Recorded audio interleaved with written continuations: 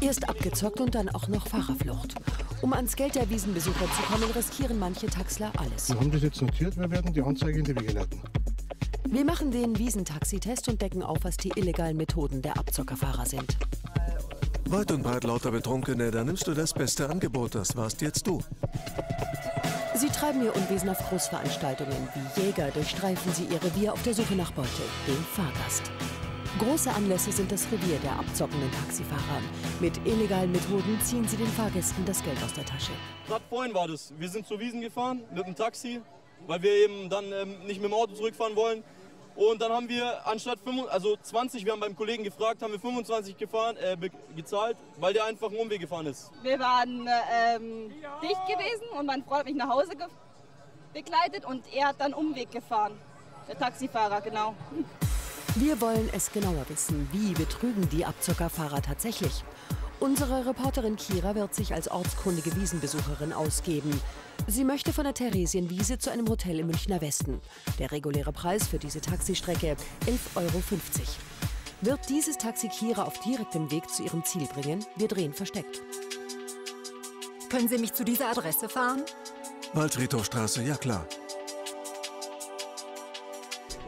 Der Fahrer verwickelt unsere Reporterin in ein Gespräch. Ihn scheint es zu interessieren, dass sie nicht aus München kommt. Bei dem Blick auf seine Fahrtroute wird klar, warum. Anstatt auf direktem Weg das Ziel anzusteuern, macht er einen Umweg von fast 5 Kilometern. Wir zahlen 4 Euro mehr als den regulären Preis und fragen nach. Wie kann es sein, dass Sie da jetzt einen Umweg gefahren sind? Das habe ich nicht bewusst gemacht. Gibt es auch Kollegen, die das wirklich tatsächlich mal ausnutzen mit Wiesenbesucher? Definitiv ja. Und zwar, es geht bis zu, im Grunde genommen, Erpressungen. Unser Tipp: vor Fahrtantritt immer nach dem kürzesten Weg zum Ziel erkundigen. Allerdings sind nicht alle Taxler einsichtig, wenn man sie mit ihren Fehlern konfrontiert. Inzwischen ist es spät am Abend. Unter den Taxifahrern bricht nun ein regelrechter Krieg um müde Fahrgäste aus. Wir holen uns Unterstützung. Thomas Kroker und Florian Schäfer von der Taxi-Innung. Sie kennen ein weiteres Problem: die illegalen Privatfahrer. Die Fahrzeuge haben keinen Taxameter, haben keine Preisberechnungsmöglichkeiten und zocken gnadenlos die Fahrgäste ab. Zusammen geht es nun zum Taxistand. Bei Großveranstaltungen bieten die illegalen Fahrer ihre Dienste mit dem Privatauto an. Reporterin und Szenekenner Schäfer machen sich auf die Suche nach den Abzockern.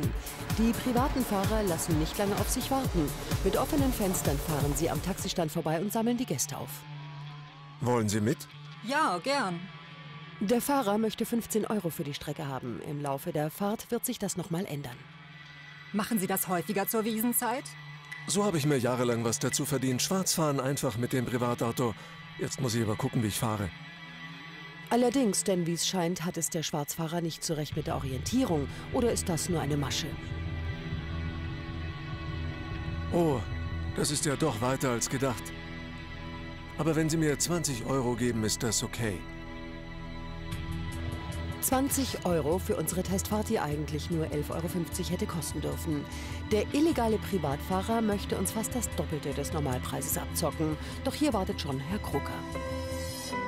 Sie haben für das Fahrzeug keine Taxikonzession, Sie haben vermutlich auch keinen Taxiführerschein.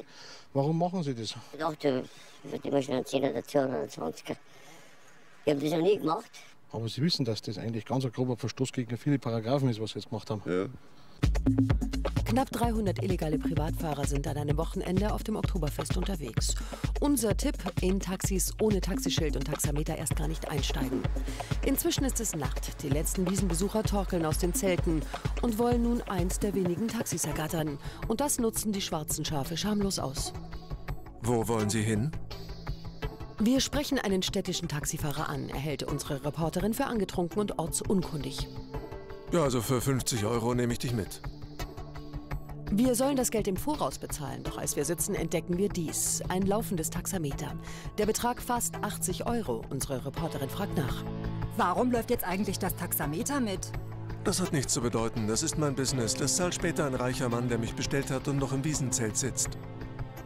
Was es damit auf sich hat, dazu gleich mehr. Ganz unverschämt erzählt der Fahrer die Wahrheit über seine illegalen Machenschaften. Ganz ehrlich, unter uns, stell dir vor, du wärst das einzige Taxi auf der Wiesn, weit und breit lauter Betrunkene. Dann nimmst du einfach das beste Angebot und das warst jetzt du.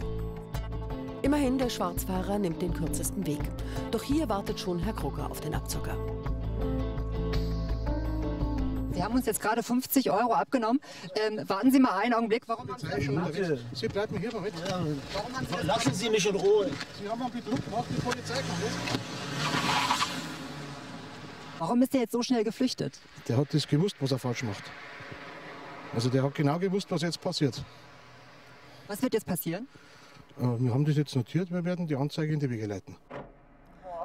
Was es mit dem laufenden Taxameter wirklich auf sich hat, erklärt uns der Kenner. Er nutzt die Situation auch dann aus, wenn er mal einen betrunkenen Fahrgast hat, der den Fahrpreis nicht bezahlen will, holt vielleicht die Polizei hinzu und die Polizei sieht dann den Fahrpreis auf dem Taxameter und verdonnert den Fahrgast noch, diesen Fahrpreis zu bezahlen.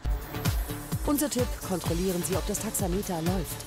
Wenn ja, steigen Sie sofort wieder aus. Und so wird es dann auch keine Fahrt ins Ungewisse.